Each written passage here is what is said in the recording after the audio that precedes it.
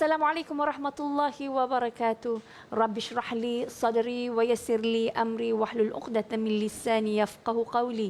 Dan kita teruskan pada topik pada hari ini, itu sakit bukan alasan.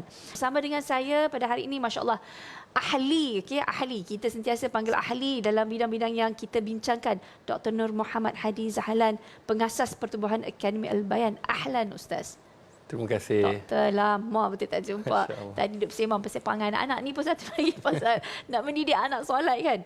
Baik, so sekarang kita gear straight to the point Ustaz. Tentang kaedah kita, cara kita, mekanisme untuk kita beribadat, khususnya solat sewaktu kita sakit. Okey, satu pertama ialah tentang mencari kiblat. Kadang-kadang kat hospital, kadang-kadang posisi di rumah ataupun di mana yang kita berada tu, mungkin pesakit tak dapat nak bergerak banyak. Dan untuk nak mendapatkan kiblat tu bagaimana? Mungkin satu ialah dia boleh ubah posisi dia. Mungkin satu senario tu memang tak boleh nak ubah posisi. Baik. Sahabat-sahabat penonton yang dirahmati oleh Allah. Jadi insya-Allah Ustaz ada di papan putih ni, Ustaz ada tulis.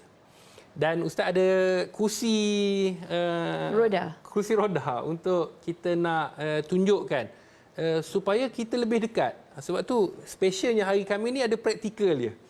Dan Ustaz diberikan keselesaan, boleh bangun, boleh duduk, alhamdulillah. Jadi sahabat-sahabat penonton yang dirahmati oleh Allah, kita kena faham dahulu, kalau kita tengok, izinkan Ustaz berdiri, bagaimana kita nak mencari kiblat bagi pesakit.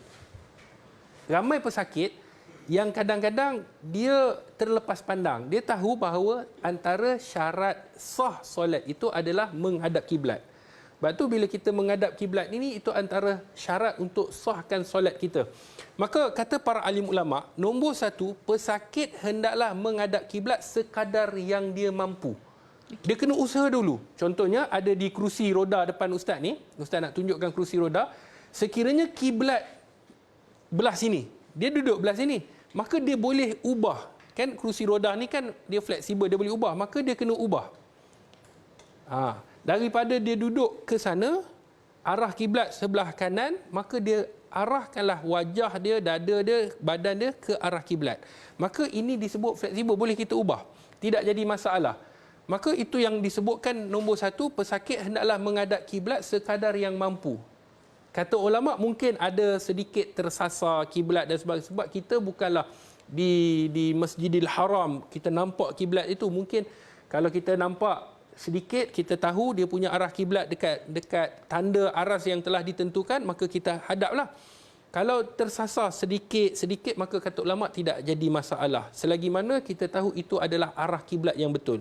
Okey. Yang kedua, jika perlu alihkan katil. Ini bagi mereka yang ada masalah tak boleh bangun. Kalau tadi dia mungkin boleh duduk, dia boleh adjust lagi, tidak jadi masalah. Tapi yang duduk atas katil ni, contohnya orang yang kena stroke, orang yang lumpuh badannya, ataupun ada masalah-masalah yang lain, memang dia tak boleh nak bangun. Maka alihkan sekadar mampu.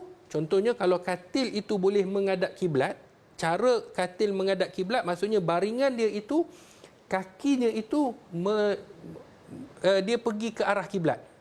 Kalau macam ni arah kiblat, maknanya kaki dia ke arah kiblat.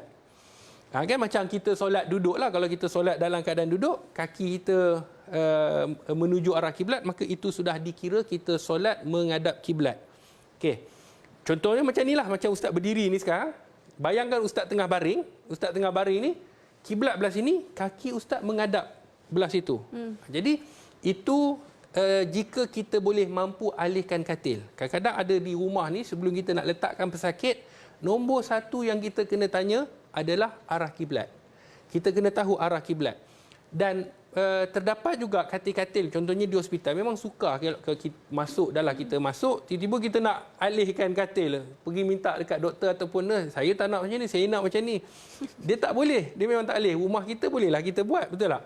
Jadi, kalau sekiranya mampu kita alihkan. Tapi sekiranya tidak mampu, ataupun tidak mendapat bantuan, tak boleh nak arahkan kita punya muka ke arah kiblat, posisi kita ke arah kiblat, maka ikut posisi katil, dan selepas itu ia perlu diulang mengikut pandangan mazhab Syafi'i.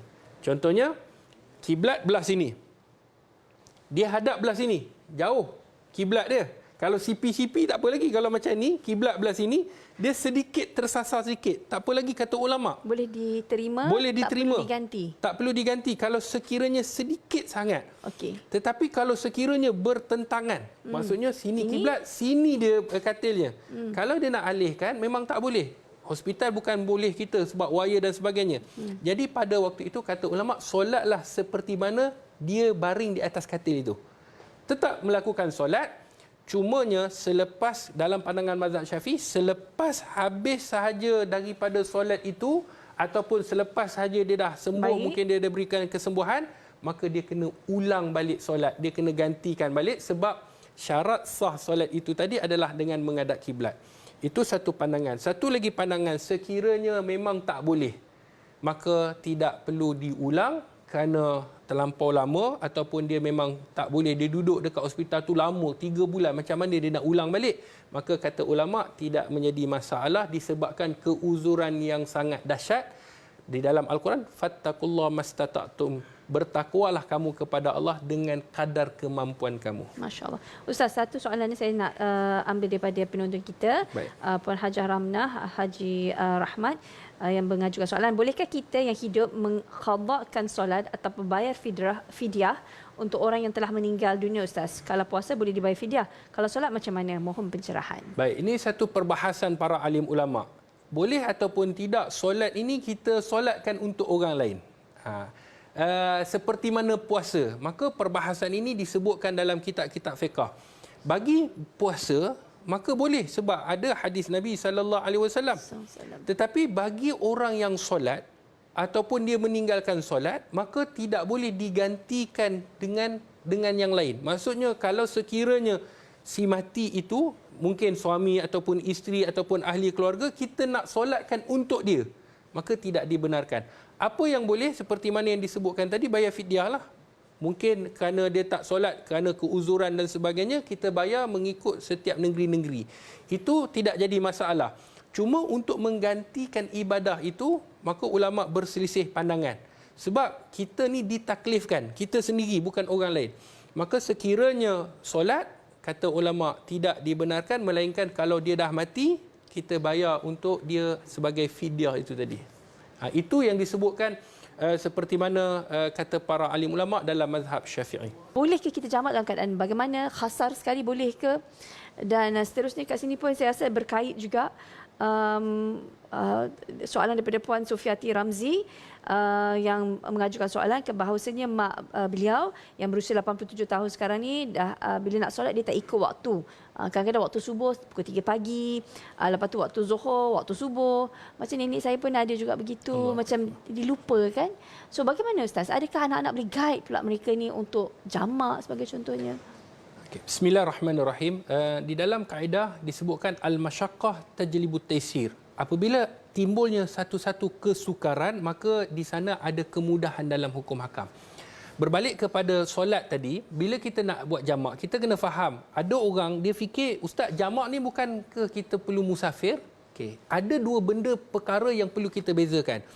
Bila kita bermusafir, maka kita boleh buat jamak dan kita boleh buat qasar. Ataupun kita buat qasar sahaja, tanpa jamak. Qasar saja, maksudnya kalau kita musafir, nak solat zuhur contohnya, kita qasarkan saja. Sebab qasar ini hanya untuk musafir. Adapun orang yang tak bermusafir, dia tak boleh buat qasar. Qasar hanya dia punya kelebihan kepada orang yang bermusafir. Tetapi orang yang tak bermusafir, dia boleh buat jamak. Adapun sakit, maka dia bergantung kepada situasi-situasi tertentu. Contohnya, kalau sekiranya dia memerlukan, dia nak buat jamak, contohnya dia nak memerlukan kepada waktu, ataupun dia nak dia buat dialisis tu, mungkin dia buat pada waktu sebelum zuhur, dia rasa memang dia tak sempat dan dia akan rasa letih dan dia akan rasa sakit, sampailah ke waktu asar, dia boleh niat untuk menjamakkan pada waktu asar. Maka sakit kategori lain pula. Adapun sakit-sakit ni dia kena lihat kepada apa yang dinyatakan oleh doktor. Doktor kata kamu ni kena banyak berehat. Kalau kamu banyak bergerak mungkin akan berlaku pendarahan, mungkin akan, itu nasihat daripada doktor. Ada pun sakit-sakit yang ringan. Kita tahu demam, semua ni kita jangan buat jamak. Sakit hati tak boleh. Sakit hati dengan suami buat jamak. Kan tak boleh. Dia sakit-sakit yang dia memang sukar untuk dia nak bergerak, dia nak pergi. Maka di sana kata Imam Nawawi, mazhab Syafi'i tak dibenarkan, tapi dalam pandangan mazhab Imam Syafi'i, dalam pandangan Imam Nawawi membenarkan untuk jamak kepada orang yang sakit. Cuma kategori sakit itu perlu dapatkan nasihat doktor sekiranya dia ni. Adapun kembali kepada soalan penonton tadi, iaitu kalau dia seorang yang warga tua, warga emas, yang dia tak tahu waktu, subuh pun sembahyang pukul 3 pagi. Boleh tak kita guide? Boleh. Sebenarnya kita kena tengok kategori. Nyanyuk ni ada kategori dia. Ada kategori yang fully, totally lost. Memang dia punya akal telah hilang. Maka dalam hadis Nabi SAW, rufi al-qalam anis salas. Diangkat qalam itu, tidak dicatat dosa ataupun pahala kepada 3 golongan. Antaranya mereka yang lupa, mereka yang hilang ingatan ini. Maka dalam kategori ini tidak jadi masalah. Jadi kalau orang yang dalam keadaan nyanyuk ataupun gila, kita jangan suruh dia solat. Memang dia tak boleh nak solat. Adapun orang yang half, separuh, kadang-kadang dia ingat, kadang tak. Sekiranya waktu dia ingat itu adalah waktu solat, maka kita guide dia. Kadang-kadang dia lupa ni bukan sebab apa, sebab dia tak keluar. Kadang-kadang kita ni, kita tahulah siang, malam. Kalau kita duduk di macam set TV Jera ni, kita matahari pun tak nampak, ni dah pukul berapa pun kita tak tahu. Sebab itu dia menyebabkan ada masalah di sana. Disorientasi. Jadi kita kenapa? Kita kena guide dia. Okay? Contohnya kalau dia tak boleh baca Fatihah, kita tolong bacakan, kita duduk sebelah dia, kita tolong bacakan, dia ikut kita. Tak ada masalah. Jadi itu kata ulama, panduan kepada untuk mengajar orang yang dalam keadaan separuh sedar. Kalau sekiranya dia sedar pada waktu tu solat, kita hanya beritahu waktu sudah sampai untuk dia mengerjakan solat. Ada yang kata, Ustaz, kalau mak saya ni marah, dia kata jangan tegur. Tak apa, kita tegur ni untuk kebaikan. Kalau dia marah tu, adakah dikira sebagai menderhaka ibu bapa? Jawapannya tidak. Itu jawapan kepada apa yang ditanya tadi. Masya Allah, jelas sekali. Untuk solat dalam keadaan duduk, maknanya di lantai, sekiranya dia tak boleh melipatkan kaki. Kerana dia ada 3 cara untuk duduk solat di lantai. Ustaz, boleh Ustaz nak tunjukkan? Sekiranya dia satu cara duduk, minta maaf Ustaz nak membelakangi kamera. Okay. Sebab nak tunjukkan kaki. Okey, satu dia duduk seperti mana tahiyat awal. Ni disebut iftirash. Okay. Duduk seperti tahiyat awal. Jadi dia solat begini, kan? Iftirash ni seperti solat tahiyat awal, Allahu akbar, dia solat. Ataupun dia duduk seperti begini, tahiyat akhir. Bergantung. Dan yang ketiga, ada cara duduk dalam keadaan bersila. Bersila begini. Tetapi yang ni, ulama sebut kebiasaannya Nabi SAW melakukan ketika mana di atas kenderaan. Okay. Binatang tunggangan, Nabi solat sunat dalam keadaan begini. Okey.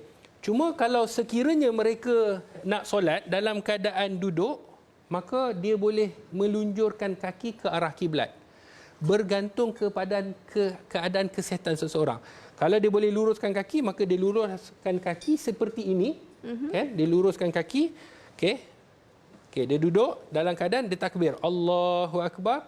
Okey, ni duduk dalam keadaan duduk meluruskan kaki. Mungkin dia tak boleh nak lipat kaki dia. Pelipat dia ada masalah. Jadi dia luruskan kaki. Kalau dia boleh melipatkan kaki, dia boleh duduk dalam keadaan tahiyat awal, maka inilah cara yang terbaik kata para alim ulama. Ni tahiyat awal, kita pun solat Allahu akbar dalam keadaan kita duduk di lantai. Kan? Kemudian kita rukuk, Allahu akbar. Sami Allahu liman hamidah. Kemudian kita sujud, Allahu akbar. Maka kalau kita boleh lipatkan kaki kita, kita solat dalam keadaan lipat kaki begini. Tapi ada orang yang tak boleh lipatkan kaki, dia luruskan kaki dia. So yang lebih baik adalah lipatkan kaki. Sekiranya dia mampu. Okey, kalau tak mampu, dia luruskan dan dia menghadap kiblat. Faham. Okey, contohnya solat dia bagaimana? Okey, ni dia dah baca Fatihah, dia dah baca surah. Okey, kemudian takbir. Okey, dia dah takbir, dia dah baca Al-Fatihah, dia dah baca surah, kemudian dia nak rukuk. Okey, rukuk, Allahu akbar. Okey, sedikit saja atas kemampuan. Kemudian sami Allahu liman hamidah, nak sujud. Dia memang suka nak sujud. Dia sujud bawah lagi sedikit daripada yang tadi. Bergantung atas kemampuan dia lah. Kalau dia rasa sujud dia boleh rukuk begini, sujud dia bawah sikit, dah cukup. Faham. Dia mesti ada perbezaan antara rukuk dan sujud. Baik, para penonton, kita rehat terlebih dahulu. Sekali lagi ucapkan terima kasih Ustaz. Terus bersama dengan kami. يضل الله من يشاء ويهدي من يشاء وهو العزيز الحكيم.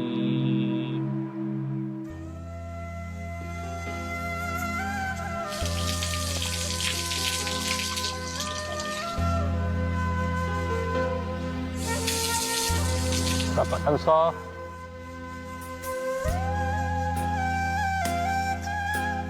Islam. Kita pergi solat. Alhamdulillah. Allahu Akbar. Atta, nane onge bohunda nisbang beta.